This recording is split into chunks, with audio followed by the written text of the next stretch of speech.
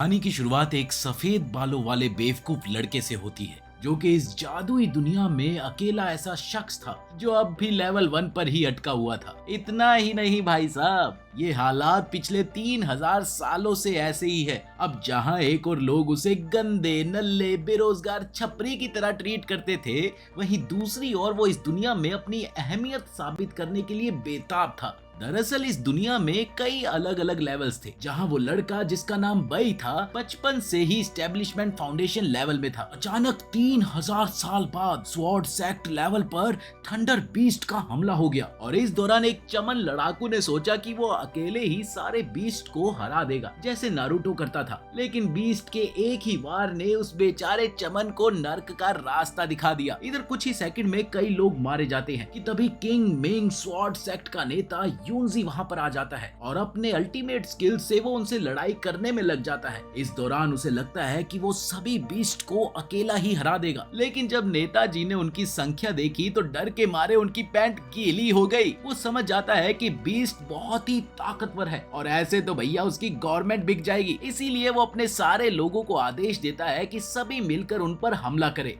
इस दौरान एक आदमी पेड़ पर बैठा ये सब देखकर मुस्कुरा रहा था। वहीं दूसरी ओर बे, जो कि कई रिफाइनिंग लेवल्स में अभ्यास कर रहा था, अपनी शक्ति दिखाता है जो आसमान तक पहुंच जाती है, लेकिन थोड़ी देर में उसकी एनर्जी खत्म हो जाती है। बेचारा बे इतनी एनर्जी लगाने से थक गया और सांस लेने की कोशिश करता है। साथ ही वो अमर लोगों से नाराज होता है क्योंकि 3000 साल बीतने के बाद भी वो फाउंडेशन इस्टेब्लिशमेंट लेवल में नहीं पहुंच पाया था। अब थोड़े ही समय में वो बाहर निकला कि तभी उसे पहाड़ी के नीचे से कुछ शोर सुनाई दिया। इधर यूनजी को समझ आता है कि वो सारे जानवरों को नहीं हरा सकता, तो वो 7 स्टार माउंटेन से मदद बुलाने के लिए किसी को भेजता है। लेकिन बीच रास्ते में उसकी मुलाकात बे से हो जाती है और वो केबलवे से नीचे उतर आता है क्योंकि वो उड़ नहीं सकता ना, इसीलिए। इसके साथ ही बे उस आदमी से तलवार छीनता है और छलांग लगाकर नीचे कूद पड़ता है। उधर नीचे किसी की सीटी की आवाज से थंडर बीस्ट पीछे हट जाते हैं। तभी धुएं के बीच से एक आदमी बाहर निकलता है जिसे यूनजी तुरंत पहचान लेता है। ये तो डीमन सेक्ट का सुप्रीम लीडर हू फू फैंग है। फैंग बताता है कि उसने अमर होने की परीक्षा पास कर ली है और अब वो भी ताकतवर बनना चाहता है। वो अगले ही पल यूनजी को लड़ाई के लिए बुलाता है, लेकिन अगले ही पल यूनजी ने ये बोलकर मना कर दिया कि उसकी मम्मी ने मना किया है, लड़ाई करना बुरी बात होती है ना। इसी बीच हू फू बताता है कि ये बिजली के जानवर उसी ने भेजे थे, जिससे यूनजी गुस्से में आकर उस पर हमला कर देता है। लेकिन हू फू की एक ही शक्ति के वार से उसका दिमाग सेट हो जाता है। तभी अचानक अपना नल्ला सुपरस्टार बे अपने स्टाइल से जमीन पर उतरता है, जिससे धरती पर गहरा गड्ढा बन जाता है। उधर हू फू उसे दिखाने की कोशिश करता है कि वो कितना ताकतवर है, लेकिन बे उस पर ध्यान ही नहीं देता। बे तब हैरान होता है जब उसे पता चलता है कि हू फू जैसे राक्षस भी उस लेवल में पहुंच चुके हैं जहां वो अब तक नहीं पहुंच सका। हू फू की बातें उसे गुस्सा दिला देती है और फिर अगले ही पल दोनों के बीच में जबरदस्त लड़ाई शुरू हो जाती है। बे के हमले इतने तेज थे कि वो हू फू को हवा में उड़ा देता है। इधर ये खतरनाक सीन देखकर यूनजी बेहोश हो गया। उसे ये विश्वास ही नहीं हुआ कि बे जैसे नल्ले ने हू फू को हरा दिया था। लेकिन उधर गुस्से की बजाय हू फू बे से ट्रेनिंग मांगता है, जिसे बे तुरंत मना कर देता है। उसका कहना था कि एक तो वो खुद अभी उड़ नहीं सकता और उसके साथ ही उसे अपनी जिंदगी बढ़ाने के लिए अभी भी उसे शिलाजीत की गोलियां खानी पड़ती है। वहीं हू फू बे को बताता है कि उसके फाउंडेशन इस्टेब्लिशमेंट लेवल का राज उसके पास है। बस फिर क्या था, ये सुनते ही बे तुरंत उसका हाथ पकड़कर उसे साथ ले जाता है। दरअसल हू फू घंटा कुछ नहीं जानता था, वो तो बस उसकी एक स्कीम थी जो काम कर गई। उधर यूनजी को नुकसान की भरपाई की चिंता होने लगी थी, लेकिन बे की घूरती नजरें देखकर हू फू वादा करता है कि वो 2 गुना हर्जाना देगा, जिससे यूनजी उस सीक्रेट मैसेज को हिंदी में ट्रांसलेट करने के लिए मान जाता है, जिसकी खबर बे को चाहिए थी। कि तभी अचानक वहां एक जू लैंग नाम का भूत आ जाता है जो कि हेड्स लेवल से आया था। उसने बे को धमकी दी थी कि उसने पिछले 3000 सालों से कुछ नहीं उखाड़ा, इसलिए अब बस बहुत हुआ, वो उसके साथ चले। लेकिन इस पर बे उसे ये कहकर मना कर देता है कि अभी तो उसकी उम्र ही क्या है। ये सुनकर जू लैंग गुस्से से आग बबूला हो गया और उसने ये ऐलान किया कि अगर बे उससे हार गया तो वो उसे नरक की दुनिया में ले जाएगा। वहीं दूसरी ओर यूनजी के पूजा पाठ करने पर बे उससे कहता है कि ये सब बेकार है। इसके साथ ही यूनजी उसे उसकी जड़ी बूटियां देते हुए टूटे हुए छत को ठीक करने को कहता है। जा छत को ठीक करके आ। और ये छत वही थी जो कि उसने जू लैंग से लड़ते हुए थोड़ी सी तोड़ दी थी। दरअसल लड़ाई के दौरान बे ने जू लैंग को ऐसी लात मारी कि उसे तो दिन में तारे ही दिख गए। इसके बाद बे खुद लड़की में बदलकर युनजी को अपनी ट्रांसफॉर्मेशन स्किल्स दिखाता है और फिर एक जहां युनजी बे के लिए कैलेस्टियल हर्ट हब ढूंढने निकल पड़ा था, वहीं दूसरी तरफ बे उड़ने की कोशिश में तलवार पर चढ़ता है, लेकिन एक बार फिर से नीचे गिर जाता है। अब वो ठान लेता है कि उसे किसी भी हाल में फाउंडेशन लेवल तक पहुंचना ही है। इस दौरान कुछ मजबूत लड़ाके बे को आता देख छिप जाते हैं क्योंकि उन्हें लगता है कि वो कोई ताकतवर इंसान है। इसी बीच जैसे ही वो लोग उस पर हमला करने वाले होते हैं, तभी एक बच्चा आकर उन्हें बुरी तरह से पीट देता है। ढिशक्याओ ढिशक्याओ ढिशक्याओ। इसके साथ ही वो बे से कहता है कि वो राक्षसों को मारने जा रहा है और ये कहते ही वो आगे बढ़ गया। बे उसकी इन बातों से इतना ज्यादा इंप्रेस होता है कि वो उसके पीछे पीछे हो लेता है। थोड़ी ही देर में वो एक भयानक अंधेरी गुफा में पहुंच गए जहां चारों तरफ हरा टार फैला हुआ था कि तभी अचानक एक राक्षस उस लड़के पर हमला कर देता है, जिसके वार से बचते हुए उस लड़के ने अगले ही पल में उसके 2 टुकड़े कर दिए। इसके बाद उसकी नजर दीवारों पर चारों तरफ पड़ती है जहां बहुत सारे राक्षस मौजूद थे, लेकिन उसने हार नहीं मानी। उसने एक एक करके जितने हो सकते थे सभी राक्षसों को मारना शुरू कर दिया और आखिरकार मेन गेट तक पहुंच ही गया, जहां उसकी टक्कर एक बहुत बड़े राक्षस से होती है। और उस राक्षस ने जैसे ही लड़के पर हमला बोला, इतने में ही किसी ने उसका सर धड़ से अलग कर दिया और ये कोई और नहीं बल्कि अपना नल्ला हीरो बे ही था, जो अगले ही पल एक एक करके सारे राक्षसों को मार गिराता है। बे की ये खतरनाक शक्तियां देखकर वो छोटा सा लड़का उससे बहुत ज्यादा प्रभावित हुआ, लेकिन वो ये बात अपने चेहरे पर नहीं आने देता। इसी बीच छोटा लड़का खेती करने वाले किसानों से नाराज दिखता है। वो उन पर शांग चुआन दरबार और राज्य को बर्बाद करने का इल्जाम लगाते हैं। इस दौरान उसने अपना नाम तांग ये बताया और उसने बे से कहा कि वो उसके साथ उसके शहर चले ताकि वो मिलकर राक्षसों का सफाया कर सके और लोगों को बचा सके। इतना ही नहीं, तांग ये ने उसे दौलत और शोहरत देने का भी वादा किया, लेकिन बे का कहना था कि उसे ये सब कुछ भी नहीं चाहिए, बस एक बार डोसा इडली सांभर चटनी मिल जाए तो मजा आ जाए। इधर खाने के दौरान तांग ये लगातार बे को खाने से रोकता है क्योंकि उसे शक था कि डिलाइट हाउस की चुड़ैलों ने कहीं अपने जादू से खाना बिगाड़ ना दिया हो। इसी बीच वहाँ एक औरत आती है जिसका नाम शू जियांगचू था। वो ब्लेस्ड सेक्ट की प्रमुख थी और ये वही औरत थी जिसने हुंग फू को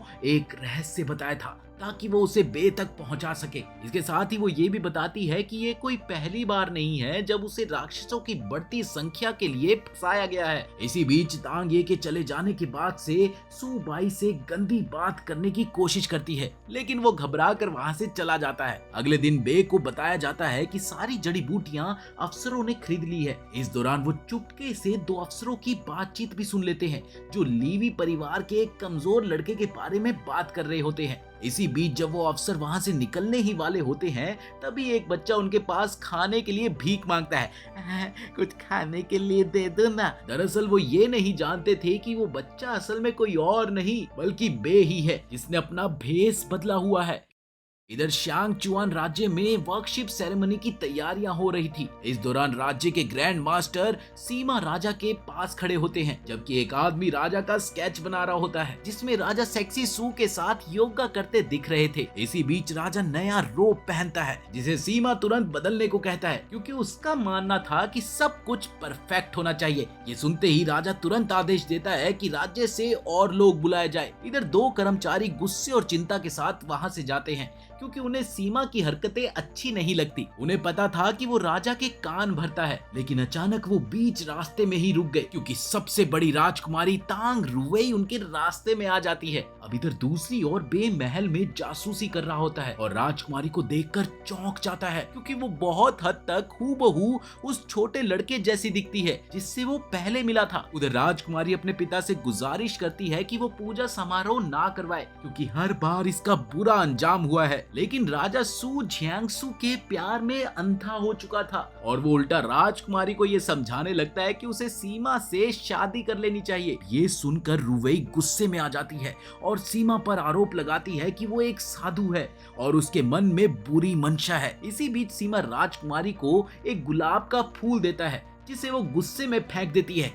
हालांकि फूल का कांटा उसकी उंगली में चुभ जाता है, जिससे उसका खून निकल गया, जिसे रानी नजरअंदाज करके वहां से चली जाती है। इधर देर रात बे अपने असली रूप में गार्ड से बचता हुआ शाही समाधियों वाले कमरे में घुस गया, जहां वो समाधियों की खोज करते हुए और कई सारी चीजों को इकट्ठा करता है, जैसे नाइट पर्ल। इसके बाद वो सांप के आकार वाली तलवार को देखता है, लेकिन जैसे ही वो उसे उठाता है अचानक ही उस पर कई तीर एक साथ बरसने लगते हैं, लेकिन तभी कोई उसे एक गुप्त दीवार के अंदर खींच लेता है। इधर आ। इस दौरान जब बे की नजर ऊपर की ओर गई तो उसने देखा, अरे ये तो वही छोटा लड़का तांग ये है जो सामने खड़ा है। दोनों एक दूसरे को देखकर चौंक जाते हैं। अब इधर तांग ये बताता है कि शाही समाधियों का हाल ही में हुई ज़ोंबी घटनाओं से कोई ना कोई संबंध तो है। धीरे धीरे वो दोनों एक बड़े से दरवाजे की ओर सीढ़ियां चढ़ते हैं, जहां दरवाजा खुलने पर उन्हें एक और कब्र दिखती है, जो कि उनके साम्राज्य के सम्राट की समाधि थी। और सबसे डरावनी बात ये थी कि वो समाधि 100 साल पुरानी होने के बावजूद भी बिल्कुल साफ और चमचमाती हुई थी। तभी उनकी नजर नीचे की ओर गई और देखते ही देखते उनके चारों ओर लाल पैटर्न बन गए, जिसे देखते ही बे पहचानता है कि ये खून चूसने वाली जादुई संरचना है, जो कि बहुत ही खतरनाक है।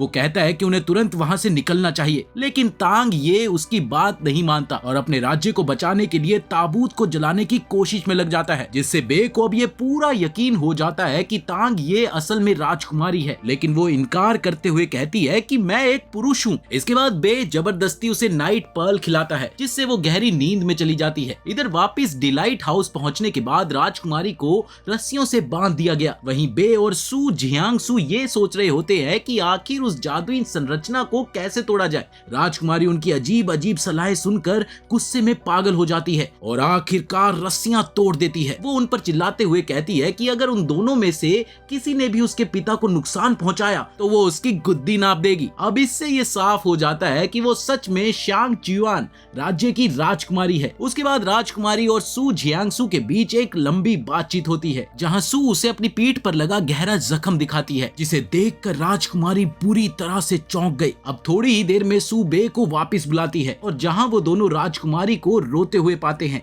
लेकिन आखिरकार वो उनके प्लान से सहमत हो जाती है। अगले दिन रुवई अपने पिता से वादा करवाती है कि वो उसकी शादी में दखल नहीं देगा, वरना वो सू को राज्य से बाहर भेज देगी, जिससे राजा खुशी खुशी वादा कर देता है। इसके बाद शू जियांगसू राजकुमारी को अपनी जिंदगी की सच्चाई बताती है कि असल में वो एक इंसान और एक राक्षस राजा की संतान है। दरअसल हजारों साल पहले इंसानों और राक्षसों के बीच भीषण युद्ध हुआ था। अपने जन्म से ही राक्षस राजा को एक आंख नहीं पसंद थी, वो उससे बहुत नफरत करता था। उसका मानना था कि उसे जन्म लेना ही नहीं चाहिए था। अब राजा इतना दुष्ट और निर्दयी था कि वो हमेशा सू और उसकी माँ को मारता पीटता रहता था और फिर आखिरकार सू की माँ ने अपनी जान देकर सू को बचाया। अब इधर सू राजा की इकलौती संतान थी, जिसने पूरी तरह से राक्षसी खून विरासत में पाया था। इसीलिए अब राक्षस राजा उसे फिर से राक्षसों की दुनिया में वापस लाना चाहते थे। इधर सभी बच्चे ताबूतों पर एक कतार में लेटे हुए होते हैं। उनके बीच बे भी एक साधारण बच्चे के भेष में छिपा हुआ था। इसी बीच जैसे ही गार्ड वहां से गए, बे अपने असली रूप में लौट आया और साथ ही उसने बच्चों पर जादुई धूल छिड़क दिया ताकि वो जाग जाए। इस दौरान उधर राज्य के लोग पूजा समारोह के लिए इकट्ठा हो चुके होते हैं, जहां ग्रैंड मास्टर सीमा मंच पर आकर समारोह की शुरुआत करता है। वो जमीन पर एक हल्की लात सी मारता है, जिससे तुरंत जमीन से एक सीढ़ी बाहर आती है। लेकिन जब लोग देखते हैं तो वहां कोई भी बच्चा नहीं दिखाई देता, क्योंकि बच्चे तो पहले ही जाग चुके थे और अगले ही पल वो बाहर आकर जश्न मनाना शुरू कर देते हैं। इसी बीच सू जियांगसू मंच पर आकर सीधे राजा को प्रपोज करती है और साथ ही बड़े टेढ़े लहजे में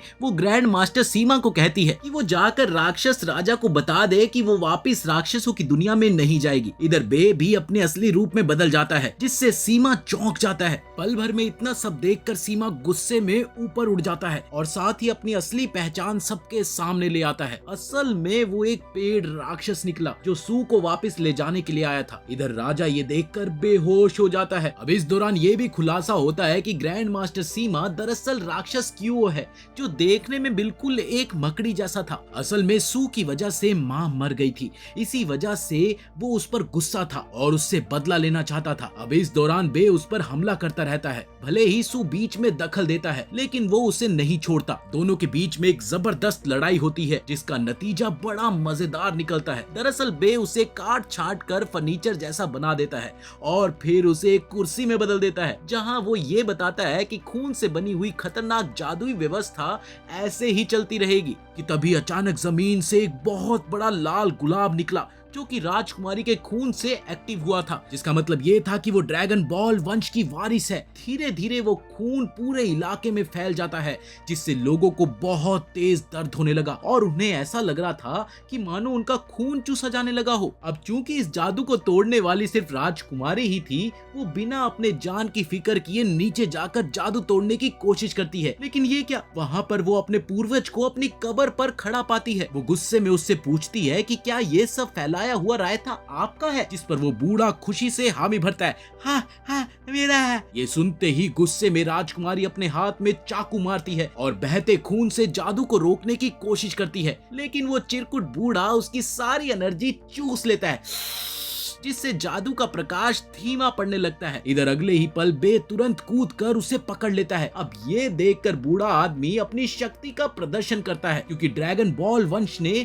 उसे गोल्डन पिल लेवल तक पहुंचा दिया था, लेकिन फिर भी अपना बे उसे एक ही घूंसे में दीवार में दे मारता है। फिर वो उसे आसमान में फेंक कर वापिस नीचे पटकता है। इसके साथ ही बे पूरी ताकत से उस पर हमला करता है, जहाँ वो अपने स्पेशल तलवार और जादुई तकनीकों का इस्तेमाल करते हुए उसकी हर हड्डी तोड़ देता है और उसे वापस उसकी कब्र में फेंक देता है। इसके बाद बे राजकुमारी को किसी दुल्हन की तरह गोद में उठाकर ऊपर लाता है जो उसे थम्स अप देती है। वहीं सू उसकी मरहम पट्टी करने में लग गई, जहां राजकुमारी बे से कहती है कि वो सभी शाही कब्रों को जला दे। ये सुनते ही बे एक जली हुई कागज की पर्ची से पूरे कब्रिस्तान को जला देता है। अब इसी बीच एक फ्लैशबैक दिखता है जहां बे बचपन में कुछ खंडरों के अंदर मरे हुए राक्षसों के बीच अकेला खड़ा था। तभी आकाश से एक आदमी आता है और वो उसे साधना यानी कि कल्टीवेशन के रास्ते पर चलने के लिए अपना हाथ बढ़ाता है। इधर प्रेजेंट में बे का घोस्ट फ्रेंड लिंक दिखाई देता है जो कि आत्माओं को ले जाने के लिए कूदता है जो इस खून से बने जादू में बंधी थी। इस दौरान सू आती है और कहती है कि राजकुमारी रेवई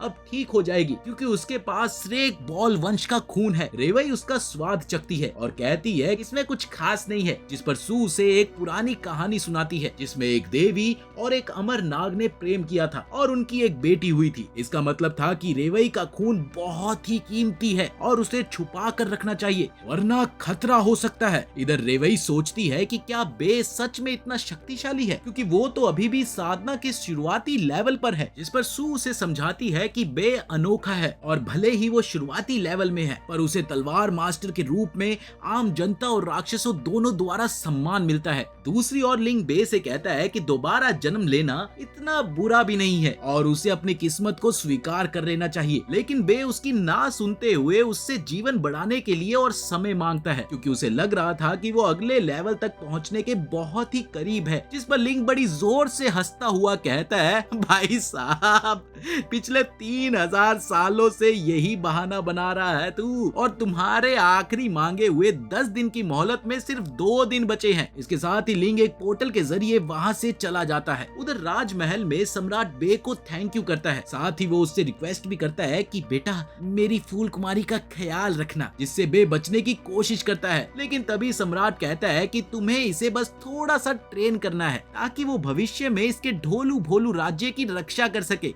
अब बे ये भी बताता है कि दरअसल उसके पैर के तालू में तिल है, इसीलिए वो हमेशा यात्रा करता रहेगा। जिस पर रेवई कहती है कि उसमें मुझे कोई दिक्कत नहीं है, बस तुम्हें मेरा ठीक सा ख्याल रखना होगा। उनकी ये बातें रात के डिनर तक ऐसी ही चलती रही और थोड़ी ही देर में वो दोनों एक साथ एक बिस्तर पर दिखते हैं। भाई साहब मानना पड़ेगा अपना नल्ला तो कुछ ज्यादा ही तेज निकला, पर इस दौरान बे का मानना था कि रेवई उसके साथ नहीं रहे तो ही बेहतर रहेगा क्योंकि उसका खून उसे यात्रा के दौरान खतरे में डाल सकता है। अब देर रात बे एक नकाबपोश आदमी से लड़ता हुआ दिखाई देता है, जो असल में और कोई नहीं बल्कि लिंग ही था। वो वहाँ उसे बताने आया था कि उसकी लाइफ लाइन का टाइम अब खत्म हो गया है। इधर बे फिर से उसे लाइफ बढ़ाने के लिए मिन्नत करता है। तभी अचानक उसके मुंह में एक मोती फेंका जाता है, जिसे निगलने से उसकी उम्र 4 साल और 355 दिन बढ़ जाती है। अरे अरे, चौंकने की जरूरत नहीं है, ये सब सू की बदौलत हुआ था। लेकिन अपना नल्ला सुपरस्टार इस दौरान शिकायत करता है कि वो दवा बहुत ही कड़वी थी, जिससे सू नाराज हो जाती है। इसी दौरान बे ये भी बताता है कि फेन ने जो दस्तावेज दिया था वो शायद अब ट्रांसलेट हो चुका है, और फिर वो वहाँ से चला जाता है। उधर लिंक सोचता है कि सू बे की इतनी मदद क्यों करती है, जिसके जवाब में सू कहती है कि तुम भी तो बे की इतनी मदद करते हो। वहीं दूसरी तरफ वे युनजी से बे से ट्रेनिंग दिलवाने की मिन्नत करती है। इस पर युनजी कहता है कि वो सीधा फैसला नहीं ले सकता, लेकिन वे के अपने लोगों की रक्षा करने के इरादे से इंस्पायर होकर वो भी मदद करने के लिए तैयार हो जाता है। वो बताता है कि बे अभी साधना में बिजी है और कोई उसे परेशान नहीं कर सकता। इस दौरान यूनजी ये भी बताता है कि हाल ही में उन पर थंडर बीस्ट ने हमला किया था, जिससे अब राज्यों में पैसों की कमी है। वो संकेत देता है कि अगर वे बे को कुछ उपहार भेजे तो शायद वो उसे मिलने देगा। बस फिर क्या था, ये सुनते ही वे इसके लिए बड़ी रकम भेजने को तैयार हो जाती है। अगले दिन यूनजी बे को पहाड़ पर ले जाता है। वहाँ बे उसे देखकर भड़क जाता है और सब बड़ों को वहाँ से जाने के लिए कहता है, क्योंकि वो वहाँ बस गप्पे सुनने आए थे। वो बताते हैं कि वो उपहार लेकर आए हैं, लेकिन बे सिर्फ उस ट्रांसलेटेड दस्तावेज में रुचि दिखाता है। इस दौरान बे वही को वापस भेजने की कोशिश करता है, लेकिन जब वो जाती नहीं तो बे उसे अपना गाइड बना लेता है। आगे बे वही से दस्तावेज का ट्रांसलेशन करवाता है, लेकिन उसका लिखा वो कुछ भी नहीं समझ पाता, जिस पर वही उसे समझाती है कि इसमें अमर होने की शक्तियों का जिक्र है, जो जीवन और मृत्यु से मुक्त है, लेकिन इसमें ये नहीं लिखा कि बे कैसे अलग लेवल तक पहुंच सकता है। इस पर बे मानता है कि हुंग फू ने पत्थर पर लिखी बातें ठीक से कॉपी नहीं की होगी, इसीलिए वो खुद वहां पर जाकर उन्हें कॉपी करने का सोचता है। थोड़ी देर बाद वो बाहर ट्रेनिंग के लिए निकलते हैं, जहां अचानक फांग आ धमकता है। वो बिना कपड़े बदले ही वहां पर आ गया था। दरअसल वो ये सुनकर चौंक गया था कि बे उसे फिर से उसी खंडर जगह पर ले जाना चाहता है जहां फूंग पहले भी गया था। इस दौरान फूंग बताता है कि अरे बच्ची ने पत्थर की उस स्लेट को सही से कॉपी किया था, अभी फिर से ये शमशान में काई को जाना। लेकिन बे फिर भी उसे चलने के लिए मनाता है। उसका कहना था कि वो चाहता है कि उसके अगले लेवल तक पहुंचने की जर्नी वो भी देखे, और साथ ही वो वेई से भी ये कहकर चलने को कहता है कि तुम्हारी ट्रेनिंग में भी हेल्प होगी, और क्या पता थोड़ा प्रैक्टिकल भी हो जाए। अब शुरू में तो वही 2 मिनट सोचती है कि वो ऐसी खतरनाक जगह पर जाए या नहीं, पर जैसे ही बे उससे उसकी सिक्योरिटी की जिम्मेदारी लेता है वो तुरंत मान जाती है, और इसके साथ ही अगले ही पल वो लोग उस खंडर जैसे वीराने की ओर बढ़ जाते हैं। इस दौरान वो रास्ते में कई अजीबो गरीब जानवरों से मिलते हैं, जिनमें से एक जानवरों का ग्रुप तो बहुत ही खतरनाक था, लेकिन अपना बंटई फांग के आगे किसी की कुछ चल सकती थी क्या? वो आसानी से उसे हरा देता है, और आखिरकार वो उस जगह पर पहुंचते हैं जहां दूर दूर तक बस रेत ही रेत थी। इस दौरान वहां जमीन पर वही को कुछ बेहद ही अजीब पर प्यारी आंखें उगी हुई दिखती है, जो कि असल में एक खतरनाक ज़ोंबी था, जिसे फांग एक झटके में मार देता है। इधर इसी बीच वही घायल हो जाती है और उसके खून से एक जादू एक्टिव हो जाता है, जो असली पत्थर की स्लेट को अचानक उनके सामने ले आता है। उस स्लेट को देखते ही बे बहुत ही ज्यादा खुश हुआ और अगले ही पल उस पे जो भी लिखा हुआ था उसे कॉपी करने में लग गया। अब इधर जैसे ही राजकुमारी ने उस स्लेट को छुआ तो अचानक वहां पर बहुत जोर से भूकंप आ गया, और अगले ही पल उनके पीछे की ओर एक नई सिटी जमीन से ऊपर निकलती है। धीरे धीरे वो उसकी ओर बढ़ते हैं, जहां उन्हें सब बहुत ही अजीब सा लगता है। दरअसल उस सिटी से लोगों की आवाजें तो आ रही थी, पर कोई भी दिखाई नहीं दे रहा था कि तभी बे का दिमाग चलता है और उसे याद आता है कि डॉक्यूमेंट्स में भी कुछ इन्हीं बातों का जिक्र था। उसका मानना था कि क्या पता ये आवाजें उन्हीं लैंड इमोर्टल्स वाली आत्माओं की हो जो हेड्स लेवल में फंसे हुए थे। इसके बाद जब वो शहर में आगे बढ़ते हैं तभी देर रात उन्हें अचानक बहुत जोर की घंटियों की आवाज सुनाई देती है। इधर हुंग फुंग का मानना था कि जब तक हम राधा नाम नहीं लेंगे तब तक ये शोर बंद होने से रहा। इसके बाद बड़ी मुश्किल से खुद को कंट्रोल करके आखिर बे ने उस स्लेट का एक वर्ड कॉपी किया। अगले दिन ट्रेनिंग के दौरान बे राजकुमारी को स्पिरिचुअल एनर्जी की ताकत दिखाता है कि कैसे वो उसकी मदद से एक झरने के पानी को कंट्रोल कर रहा होता है। पहले तो राजकुमारी की कोशिश से बस एक पानी की बूंद थोड़ी सी हिलती है, मगर थोड़ी ही देर में राजकुमारी ने उस स्किल में मास्टरी की और ये देखकर इधर बे भी चौंक गया। वो उस झरने का बहाव और वेव्स बड़ी आसानी से कंट्रोल कर रही थी। इधर अपनी शक्तियों की मदद से राजकुमारी थोड़ी ही देर में बहुत सारे अलग अलग जानवर बनाती है। वहीं दूसरी तरफ कहीं किसी कारखाने में एक बूढ़ा आदमी भागता हुआ अपने बॉस लायन तक ये खबर पहुंचाता है, साहब जी उधर पता नहीं कहां से अचानक एक नया शहर आ गया, वो भी बहुत डरावना, कुछ तो करिए। और इसके बाद सभी लेवल से आए साधक उस जगह पर पहुंचते हैं, लेकिन पता नहीं कैसे थोड़ी ही देर में सब गायब हो जाते हैं। अब इधर वेई लगातार आगे बढ़ते हुए रिफाइनिंग के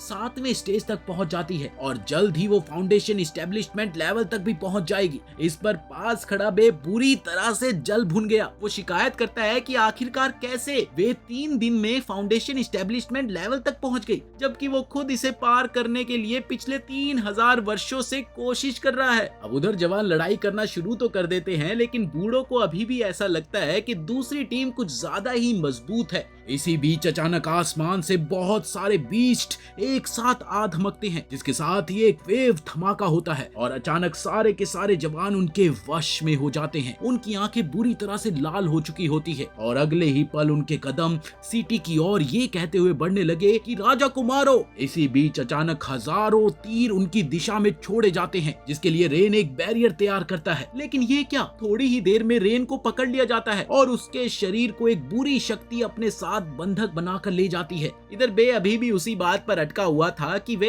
3 दिन में फाउंडेशन इस्टेब्लिशमेंट लेवल तक कैसे पहुंच गई, जबकि वो खुद 3000 वर्षों से कोशिश कर रहा था। इस पर वे उसे बताती है कि जो लोग बड़े लेवल को पार करने के बाद भी अमर नहीं बन पाए, वो अब धरती पर अमर हो गए हैं और साधकों के दिमाग को कंट्रोल कर रहे हैं। वे आगे ये भी बताती है कि ड्रैगन बॉल का ब्लड एशियंट सिटी को एक्टिव कर सकता है। इसका मतलब ये है कि पूजा समारोह वाले दिन उन्होंने लैंड इमोर्टल्स को भी एक्टिव कर दिया है। इसके बाद वो सब नीचे पहाड़ी से उतरकर अलग अलग पार्टी के उन सभी नेताओं से मिलते हैं जिनके सैनिक गायब हो गए हैं। इस दौरान एक राक्षसी एरिया का आदमी नक्शे पर बताता है कि आखिर वो सिटी है कहाँ। इधर लायन रेन के लिए बहुत परेशान होता है, जिसे देखकर सभी उसे दिलासा देते हैं, कुछ नहीं होता, सब ठीक हो जाएगा। वे सबकी बातें ध्यान से सुनता है और बताता है कि वो नगर अक्सर अपनी जगह बदलता रहता है। इसी बीच लायन बे से गिड़गिड़ाकर अपने भाई बहन रेन को बचाने की प्रार्थना करता है, क्योंकि उसे अपने भाई का दर्द महसूस हो रहा था। और इस दौरान वही एक जादू से उस सिटी की सही स्थिति का पता लगा लेती है, जिसके बाद सभी वहां पर पहुंचते हैं, जहां कई राक्षसी पार्टी के गुरु और शिष्य बे का इंतजार कर रहे थे। उधर लायन परेशान था कि क्या वो अपने भाई को बचा पाएगा, लेकिन तभी हुंग फू उसे आकर भरोसा दिलाता है कि बेडू डोंट टेक टेंशन, जब तेरे पास है बे वाला पेंशन। हालांकि सू और उसकी चेली हुंग फू के इस बात का मजाक उड़ाती है। इसी बीच सू की चेली बे से जुड़ने की जिद करती है, जिससे सू नाराज हो जाती है। अब इस बीच धूल उड़ाता हुआ बे नगर के अंदर प्रवेश करता है, जहां एक अजीब तरह का सन्नाटा पसरा हुआ था। इस दौरान जमीन से अचानक एक पागल सैनिक निकलकर उस पर हमला कर देता है।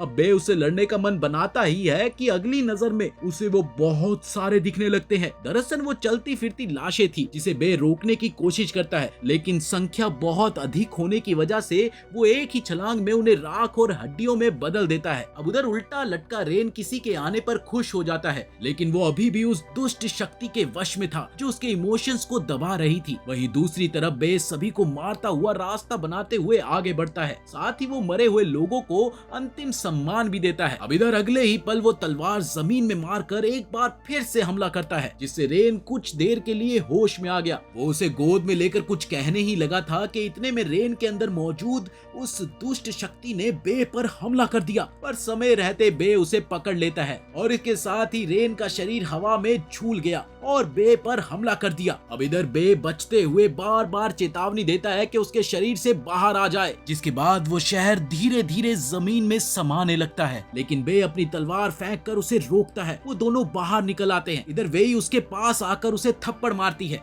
ये देखने के लिए कि कहीं वो किसी बुरी शक्ति के वश में तो नहीं है। उधर बे लायन को बताता है कि वो रेन को जबरदस्ती नहीं बचा सकता था, वरना उसे और चोट पहुंचती। अब ये सुनकर लायन दुखी हो गया, लेकिन तभी पास खड़ा हुआंग फू से दिलासा देता है, टेंशन नहीं लेने का बच्चा, सब ठीक हो जाएगा।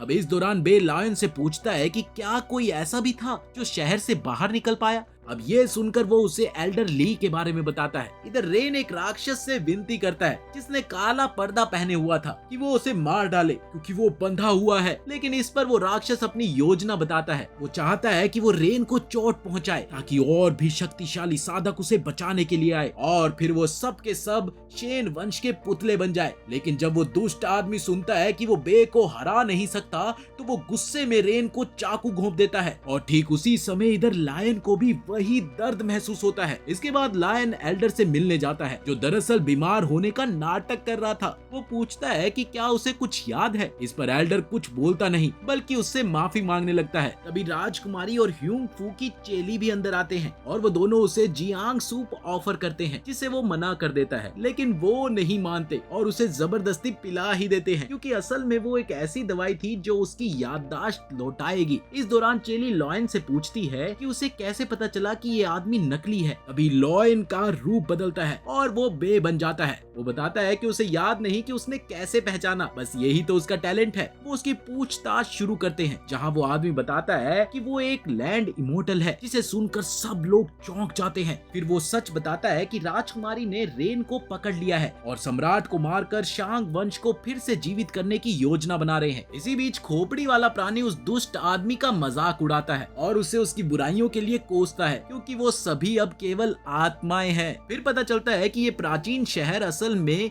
विजडम इमोर्टल द्वारा बनाया गया है, एक महल है और वही खोपड़ी असल में इमोर्टल है। इसके साथ ही बे और दोनों लड़कियां नकली एल्डर से पूछताछ खत्म करती है जहां नकली एल्डर लिंग को बुलाता है और वो अचानक हवा में प्रकट हो जाता है जिससे वेई डर जाती है। अब इस दौरान लिंग वे को कहता है कि वेई को काबू में रखे क्योंकि बहुत सी बुरी आत्माएं उसकी फिराक में घूम रही है। इसके साथ ही वो उस आदमी की आत्मा चूस लेता है, लेकिन इससे पहले कि वो आत्मा भागने की कोशिश करती वो उसे कैद कर लेता है।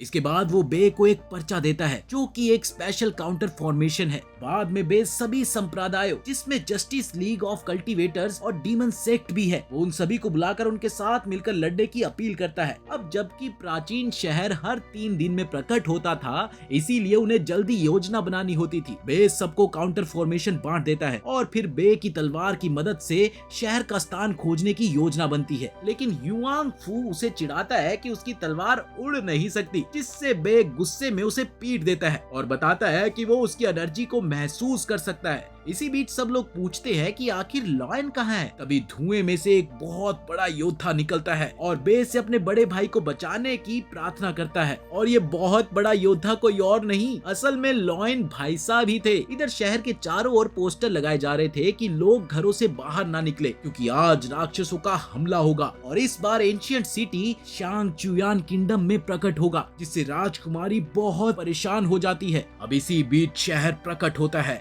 और सभी पार्टियों के सबसे ताकतवर साधक वहां पर गश्त लगाए खड़े हुए थे। इसके साथ ही पार्टी हेड अपने चेलों को युद्ध का आदेश देते हैं। एक और जहां शू और उसकी पार्टी संगीत बजाते हैं जिससे कि वो सभी अपनी शक्ति बढ़ाते हैं, वहीं दूसरी पार्टी वाले लोग भी अपने अपने तरीकों से तैयारी करते हैं। इस दौरान रेन सिंहासन पर बैठा हुआ काफी गुस्से में लग रहा था कि उसे बड़ी चतुराई से घेर लिया गया है। वो एक लाल आग जैसा छोड़ता है जो कि पूरे राज्य में फैलने लगती है। इसी बीच कंकाल सैनिक वहां से निकलकर चारों ओर फैल जाते हैं। इसके साथ ही युनजी सबको हमला करने का आदेश देता है और पूरी साधक सेना कंकाल सैनिकों का सफाया करने में लग जाती है। फिर सू के आदेश से कंकाल जम जाते हैं जिससे उन्हें मारना आसान हो जाता है। फिर बुरी आत्माएं भी हमला करती है लेकिन उन्हें भी जल्दी हरा दिया जाता है। इधर बे और वही जमीन से सब कुछ देख रहे होते हैं कि तभी वही को ऊपर भेजा जाता है ताकि वो बाकी साधकों की मदद करे। उधर लॉयन अपने विशाल अवतार में आता है लेकिन बे उसे रोक लेता है। इधर जब रेन और राजकुमार देखते हैं कि उनकी सेना तबाह हो रही है तो वो गुस्से में खुद लड़ने के लिए निकलते हैं। रेन साधकों को पकड़कर मारने लगता है जिससे साधक तितर बितर हो जाते हैं। अब युनजी दूसरों को मदद करने के लिए भेजता है जबकि वो खुद रेन को रोकने का डिसीजन लेता है। जैसे ही राजकुमार युनजी पर हमला करने वाला होता है तभी लॉयन बीच में आकर हमला झेल लेता है क्योंकि लॉयन जानता था कि जो चोट वो खुद खाएगा वो राजकुमार को भी लगेगी। इसके साथ ही दोनों भाई एक भयंकर युद्ध में भिड़ जाते हैं जिसमें रेन उसे धोखा देने की कोशिश करता है। क्या लॉयन उसके इस धोखे से बच पाएगा? जानने के लिए चैनल को सब्सक्राइब कर लो। अगर वीडियो अच्छी लगी हो तो लाइक करना और इसका नेक्स्ट पार्ट जल्दी आ जाएगा। तो मिलते हैं अगली वीडियो में। जरा सोचो कोई तुम्हें जबरदस्ती एक ऐसी खतरनाक गेम खेलने के लिए मजबूर करे जिसमें अगर हारे तो जान भी जा सकती है। कुछ ऐसा ही होता है अकीरा के साथ। कहानी की शुरुआत एक सफेद बालों वाले बेवकूफ लड़के की चलती की तलवार की मदद से शहर का स्थान खोजने की योजना बनती है, लेकिन युआंग फू देता है क्योंकि लॉयन जानता था कि जो चोट वो खुद खाएगा वो राजकुमार को भी लगेगी। इसके साथ ही दोनों भाई एक भयंकर युद्ध में भिड़ जाते हैं जिसमें रेन उसे धोखा देने की कोशिश करता है। क्या लॉयन उसके इस धोखे से बच पाएगा? जानने के लिए चैनल को सब्सक्राइब कर लो। अगर वीडियो अच्छी लगी हो तो लाइक करना और इसका नेक्स्ट पार्ट जल्दी आ जाएगा। तो मिलते हैं अगली वीडियो में।